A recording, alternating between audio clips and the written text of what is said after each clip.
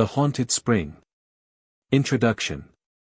Nestled deep in the mountains of Morocco, shrouded by ancient cedar trees and veiled in an eternal mist, lies an enigmatic spring known as Ain al-Ruh, the Spirit's Eye.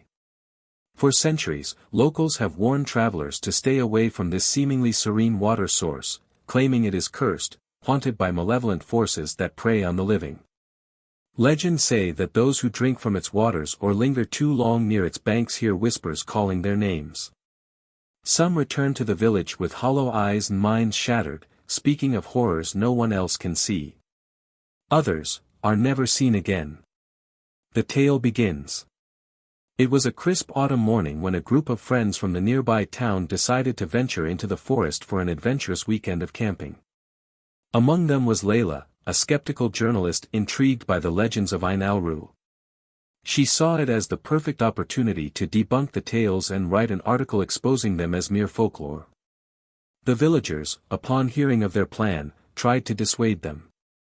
An elderly man, his voice trembling with urgency, warned, "The spring sees all.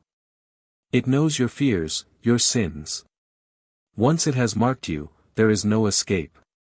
Undeterred, the group laughed off the warnings and continued on their way, following a winding trail that led them deeper into the forest. The path grew narrower, the trees denser, their branches intertwining to block out the sunlight. By the time they reached the spring, the air was cold, and an unnatural stillness had settled over the area. The first sign. The spring itself was hauntingly beautiful. Crystal clear water shimmered under a pale, eerie light that seemed to emanate from within. Surrounding it were smooth stones, covered in a strange, dark moss. As the group set up camp, Layla wandered closer, her eyes drawn to the water's surface. She leaned down to take a closer look and gasped. Reflected in the water was not her own face, but that of a pale woman with hollow eyes and a mouth twisted in a silent scream. She stumbled back, her heart racing. But when she looked again, the vision was gone, replaced by her own reflection. "Everything okay?" asked Omar, one of her friends.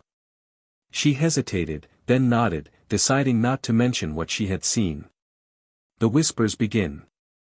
That night, as the group sat around the campfire sharing stories, the air grew colder, and a thick fog began to roll in. The fire's light flickered, casting strange, dancing shadows on the surrounding trees. Suddenly, a faint whisper carried through the night. It was soft, almost melodic, but impossible to ignore. The friends froze, straining to hear. "Who's there?" Omar called out, his voice trembling. The whisper grew louder, transforming into a cacophony of voices, each overlapping the other. The words were incomprehensible, but the tone was filled with malice. Then, just as suddenly as it had begun, the noise stopped. The descent into terror. Unable to sleep, Layla decided to investigate. Armed with her flashlight and recorder, she made her way to the spring. As she approached, the whispers returned, this time clearer. They were calling her name. "Layla," the voices hissed. She froze, her flashlight flickering as an icy wind whipped through the trees. The water of the spring began to ripple, though no stones or leaves had disturbed its surface. Then, from the depths, a hand shot out, a pale, skeletal hand dripping with water and covered in the same dark moss that lined the stones. Layla screamed and stumbled backward, but the hand retreated as quickly as it had appeared. The whispers erupted into mocking laughter that echoed all around her. The curse unleashed. The following day, the group decided to leave, their excitement replaced by unease.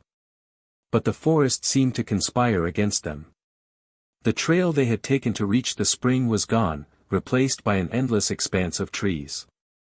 One by one, the friends began to succumb to the spring's curse.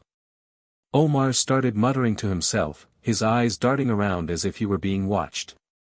Nadia, the quietest of the group, wandered off and was later found standing knee-deep in the spring, her expression blank and unresponsive. By the time they realized the gravity of their situation, it was too late. The spring had claimed them, feeding on their fears, their despair. The final revelation. Only Layla survived to tell the tale, but not without consequence. Weeks later, back in her town, she began to see the pale woman's reflection in every mirror, every glass surface. The whispers followed her everywhere, growing louder with each passing day.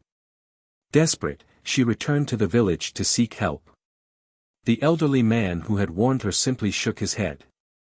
"The spring does not forget," he said gravely. "It is always watching. You cannot outrun it." Epilogue.